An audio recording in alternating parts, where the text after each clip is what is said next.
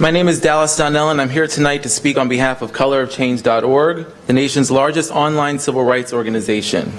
As an organization, we believe in a free and open internet because we remember a time in 2005 when the world watched the horrors of Hurricane Katrina, a preventable disaster that killed nearly 1,900 people, mostly poor black residents in New Orleans. As our co-founders James Rucker and Van Jones watched the aftermath unfold, it was clear that 40 years after the struggles of the civil rights era, black people still had very limited political power in this country.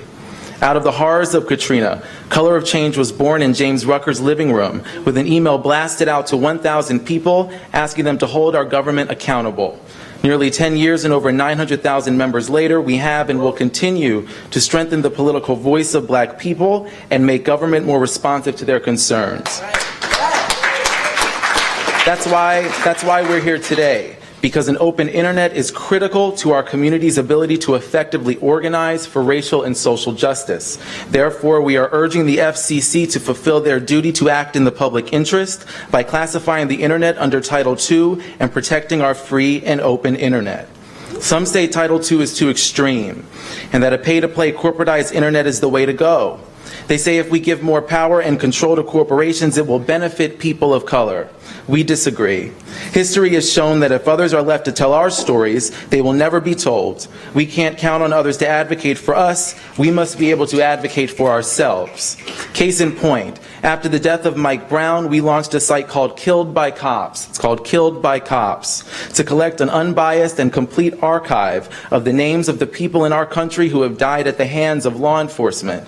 Thanks to the access provided by a free and open internet, we currently have a better data-driven understanding of the scale and scope of people killed by law enforcement in the past 5 years than anything the U.S. government has ever released publicly. So far, we've shared out the names of more than 320 black people that have been killed by cops in the last 5 years. A significant number of those deaths went unreported in a corporatized mainstream media.